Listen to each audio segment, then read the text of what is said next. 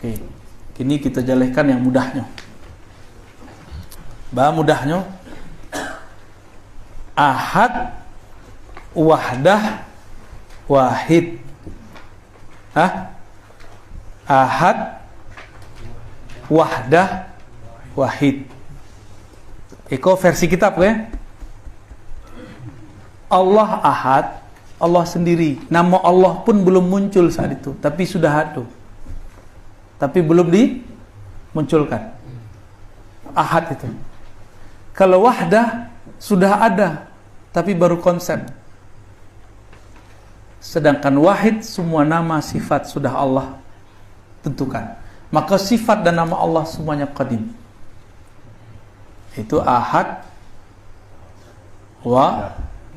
wahdah, wahid. Yang wahdah bernama Al-Haqiqah Al-Muhammadiyah, atau kita sebut Nur Muhammad. Sedangkan Al-Wahidiyah bernama Haqiqatul Insan. Jadi kita dicipta anak janin di dalam perut ibu, kan ada ruh ditiup. Ruh tu dari mana datang? Ruh tu datang dari pancaran ahad ke wahdah, wahdah ke wahid. Dari wahid terjadi loncatan pancaran menjadi masuk ke alam arwah. Itulah disebut nafakhtu fihi min ruhi. Aku hembuskan di dalamnya ruhku. Itu dihembuskan ruh. Bah, mulai terbuka. Tadi itu masih pusing kan? Tulah dan turun kan, pusingnya. Cari asok lu. Naba ada esok lah, esok tu doa. Tambah pusing lu kok. Makanya guru-guru kita dulu kalau pusingnya rokok ya kan, wajar. Cuma alhamdulillah kami senang sekali Bapak Ibu. Alhamdulillah banyak yang merokok malam ini. Semua dalam merokok. Baik. Itu namanya innalillahi wa inna ilaihi raji'un. Itu penjelasannya gitu. Jadi ruh tuh kalau kepulang, kamanya kepulang. Jasad pulang ke tanah. Nafs jiwa masuk ke alam barzah. Jangan disamakan nafs dan ruh. Nafs masuk ke alam barzah, ditanya, "Man rabbuk?" Siapa Tuhanmu? Tapi kalau ruh tidak ditanya.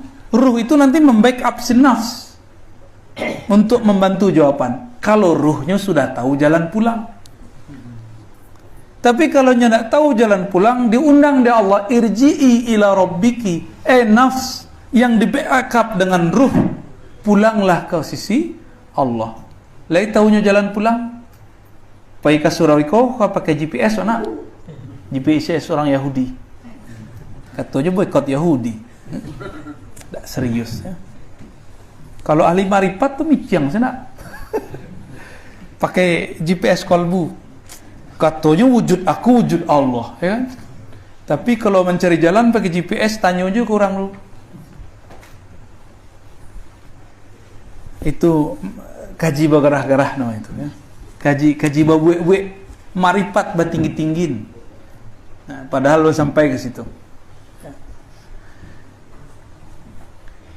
Di alam ruh Allah tiupkan, lalu masuklah ke alam misal, permisalan. Disitulah semua takdir itu ditulis. Tuli. Chipnya lah ditulis. Masuklah ke dalam janin.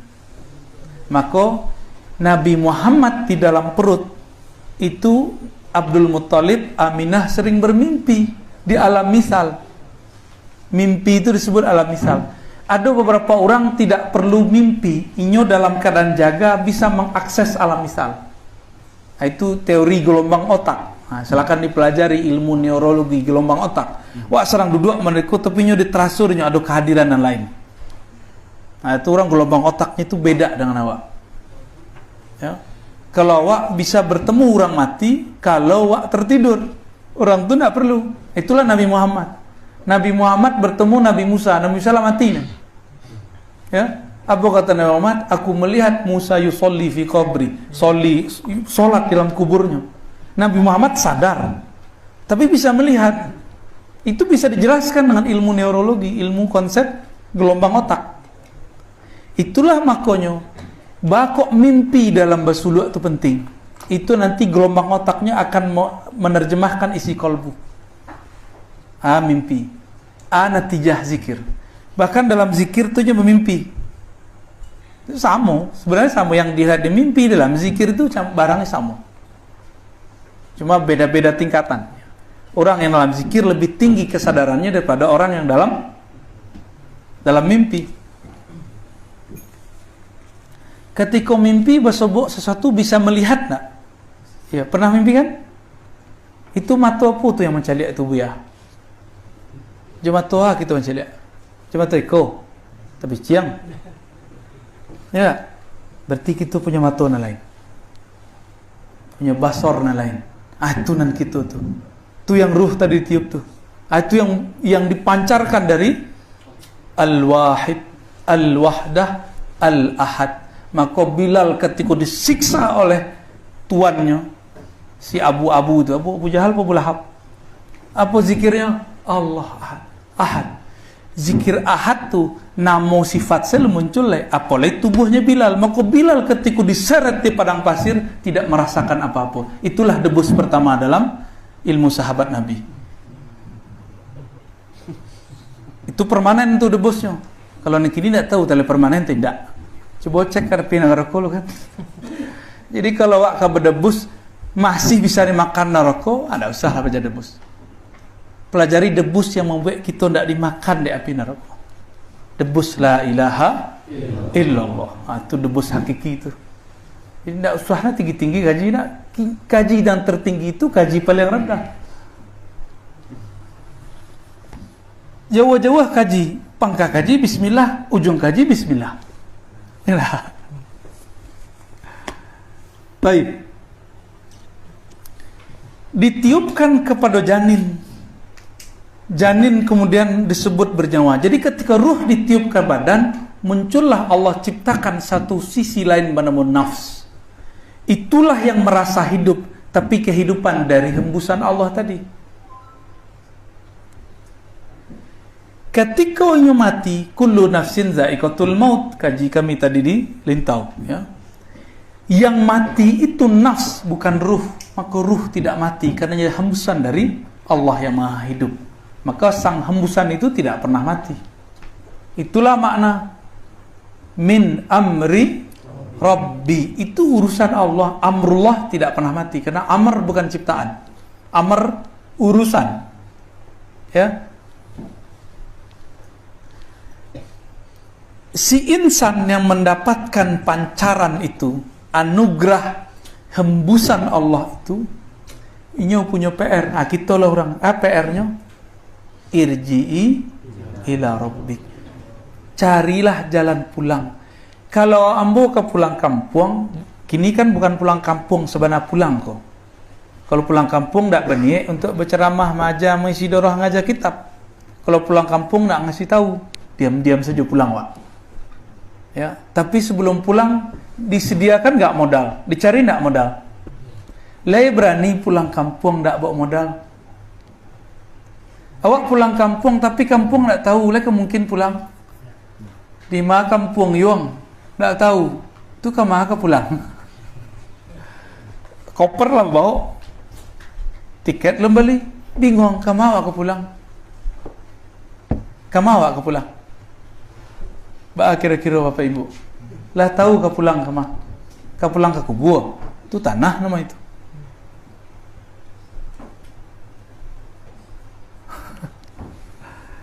Jalan pulang itulah disebut ma'rifatullah.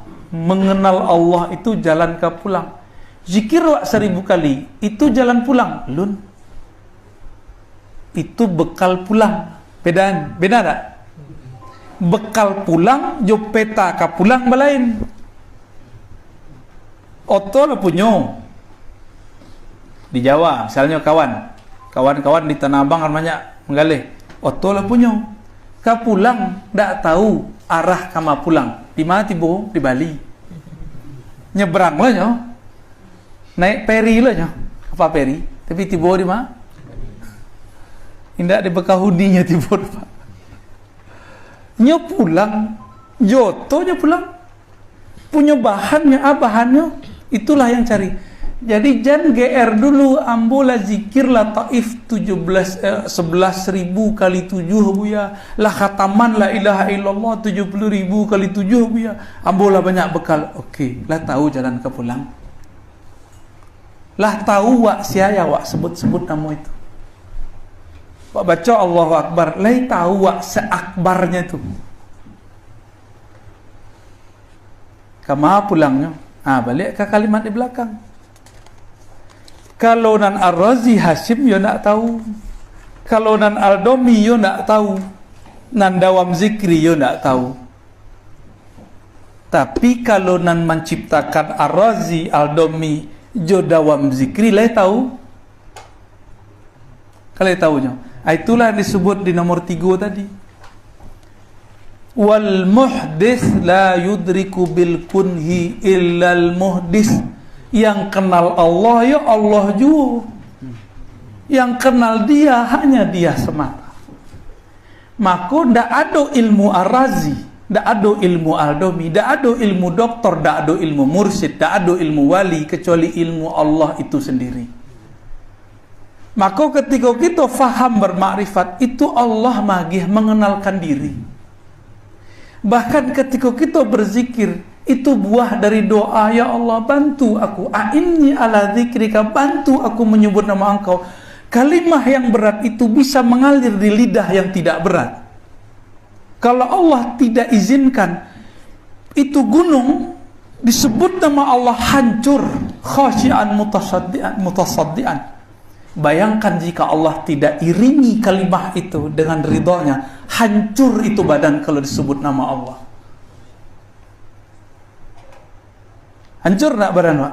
Makanya di masa sahabat dulu, di masa tabi'in Hasan al-Basri dibaca ayat alam ya'ni lil ladzina amanu an takhsha'a qulubuhum li dzikrillah. Kapan lagi orang yang percaya kepada Allah qalbunya tersentuh oleh kalimah Allah? Kapan? Itu pertanyaannya. Bukankah, kapankah, tidakkah datang waktunya? Kapan, bila wak tersentuh nama itu? Kalau Allah izin, maka mintalah ma'unah Allah. Maka kami kalau latihan zikir, selain ilahi anta maksudi, ada yang dibaca doa dari Nabi. Allahumma a'inni ala dzikrika wa syukrika wa husni ibadatik. Ya Allah, bantu kami yang sedang belajar zikir, kau menyebut nama Engkau yang berat itu. Kau berulang di hari yang ketiga kini. So, kau penting sekali. Seandainya kita melihat hakikat la ilaha illallah, subhanallah, alhamdulillah. Hadis, subhanallah walhamdulillah tamla'ani atau tamla' ma bainas samawati wal ardh. Itu kalimah subhanallah, kalimah alhamdulillah dibaca oleh orang. Kalau orang tu diizinkan Allah menampak, melihat hakikat-hakikatnya, itu meliputi antara langit dan bumi. Mungkin Bapak Ibu sesudah itu ndak mau perkara joleh, ndak mau kemudian majale, ndak mau menikah leh. Maka Allah tutuplah supaya kadang awak terlena aja dunia, kadang rindu balik, maka bisa awak menangis balik. Jadi tangis itu karena rindu kepada Allah yang punya nama. Bapak Ibu yang makan Allah. Jadi yang kenal Allah siapa? Allah juga. Jadi apalna kami Quran 30 juz misalnya, apalagi Bapak Ibu juz yang ke-31. Itu tetap tidak disebut kenal Allah, cuma kenal teks dalil mengenai Allah. Awak tahunya madu tu seperti gula, belum pernah dicoba, lah disebut kenal madu. Coba madu tu dulu, baru disebut oh iko beda madu jo gula. Ada buya di pesantren tak pernah menikah, maja bab nikah, ikut lah kan. Bakiro Bapak Ibu, ada orang lun menikah cerita tentang nikah, le pahamnya? Pahamnya enggak? Tak akan paham. Ketika menceritakan lamaknya nikah le asik. Dah asik orang bertanya, dari mananya tahu curiga wak? Ada orang cerita lama zikir, tapi nya tak pernah belajar zikir. Lagi baca yuk. Curiga wak, tapi tak curiga yang tadi itu doh. Oh mungkin nya hasil baca buku. Ya nak. Ustadz untuk menikah cari lu dalil. Kawan di luar nak perlu pakai dalil, nikah salah wak ya lama dikata. Banyaknya dalil buya nak. Itu sampai ke tadi kain insan. Jadi insan tuh bisa nggak kenal Allah? Kalau si insan tubuh fisik kok nggak bisa. Tapi kalau nyupulangkan kepada yang ditiupkan Allah di dalam dirinya tuh, bisa nggak kenal? Bisa. Ya. Matiin dulu yang di belakang.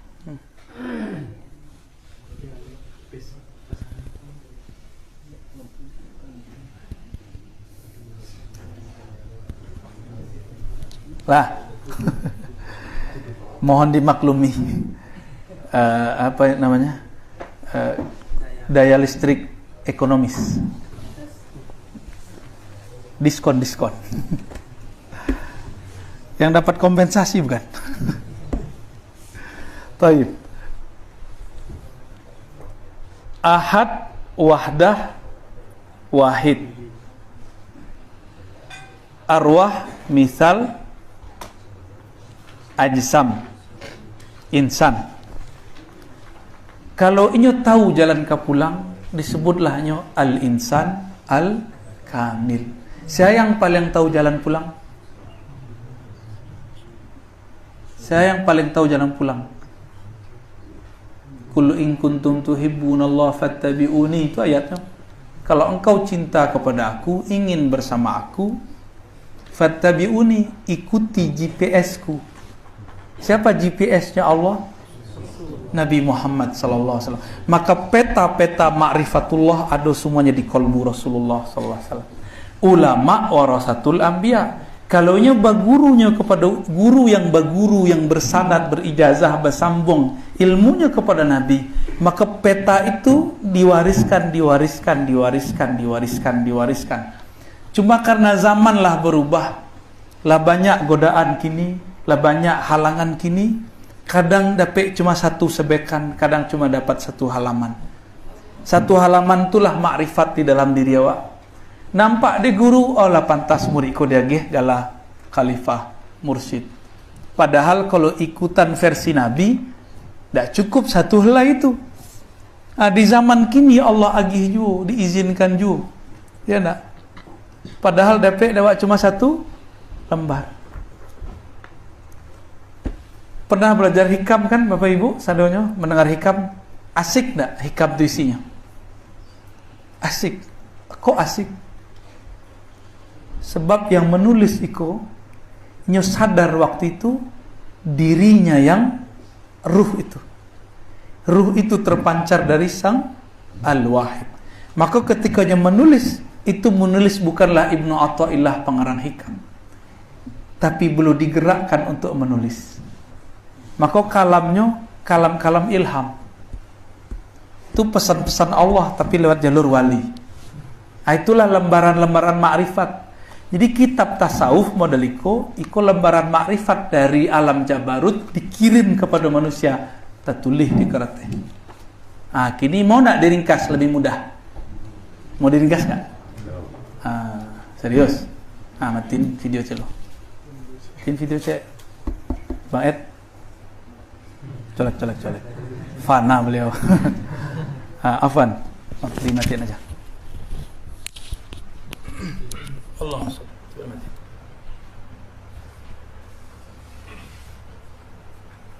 Kaji martabat 7 tu panjang mana? Ya. Kadang-kadang lah banyak lawak tak. Ya, dek teori ain khariji, ain sabita, itu banyak-banyak istilah.